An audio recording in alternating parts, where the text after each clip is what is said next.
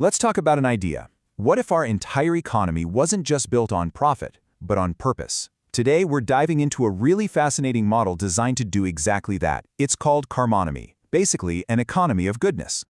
And it all really starts with this one powerful question. I mean, think about it.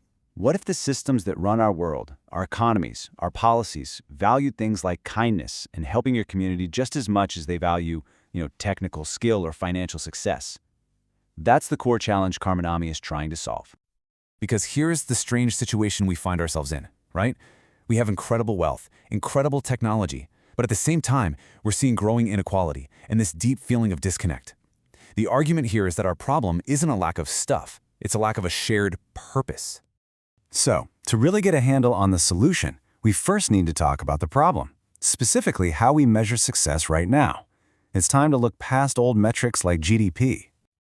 And this really lays it out. For decades, GDP has been the big number, right? It measures growth and consumption, which is basically how much stuff we take and use. Karmanomy flips the script. What if instead we measured goodness, contribution, the value we give back to society? Right now, there's no real economic value for selfless acts, and that kind of creates a moral vacuum in our system. So what is this alternative? What is Karmanomy really? Let's break it down. At its heart, Karmanomy is a structured system. Now, for anyone in policy or economics, these next words are key. It's designed to be measurable, rewardable, and scalable. I know what you're thinking. How do you measure goodness? And yeah, that's a huge challenge. But the goal here is to take that intangible idea, a good deed, and plug it into a real ecosystem that can build what it calls moral capital. So where does this fit in? Well, it's not trying to completely replace capitalism or socialism. It's presented as a third model. See, capitalism is driven by consumption and socialism by distribution. Karmanomy's driver is regeneration, this idea of creating and renewing value. So its main goal isn't just about profit or redistribution, it's about creating value in a much broader sense. Okay, so that's the big picture theory. But for policymakers, for economists, for anyone trying to see if this is viable, the real question is, how does it actually work? Let's get into the nuts and bolts. The whole thing runs on a platform called GoWow. Here's the flow. Somebody does a good deed, say planting trees or tutoring a student. That act gets verified on the platform.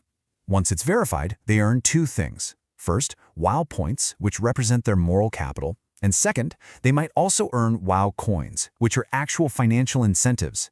This dual currency system is absolutely key. The points are for that inner motivation, while the coins offer a real practical reward, maybe backed by things like CSR funds. So how do you quantify all that moral capital? Well, the system uses something called the social civil score.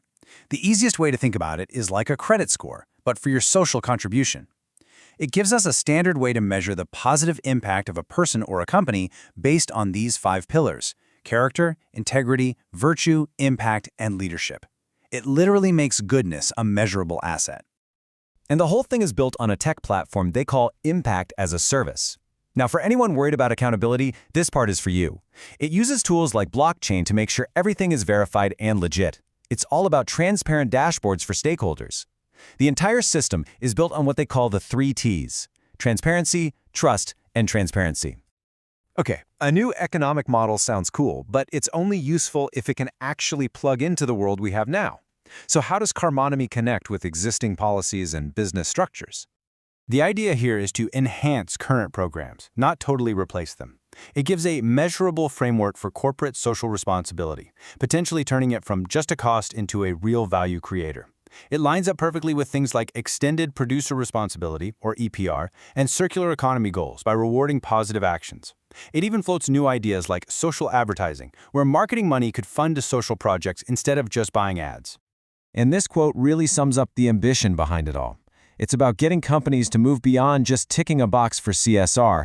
It's about shifting to a deeper sense of corporate purpose, what they call a spiritual responsibility. Now, nobody thinks a change this big can happen overnight. This is seen as a long-term evolution, and there's a pretty clear phased roadmap for how it could unfold. The whole plan plays out over decades. You see, it starts with just building awareness and getting people involved. Then it moves to building the actual economic structures around goodwill. From there, the goal is adoption into corporate and government policy. And the long-term vision? Full integration into society by 2050. This kind of strategic, long-game approach is really what makes a huge shift like this feel, at least plausible. So when you boil it all down, the metrics, the tech, the roadmap, it all serves one single massive mission: to help us evolve from a world that's purely profit-centric to a civilization that's truly purpose-centric. And that really leaves us with one final thought. In a world that's facing so many complex challenges, maybe it's finally time to build an economy where doing good isn't just a nice thing to do, but the best and smartest investment we can possibly make.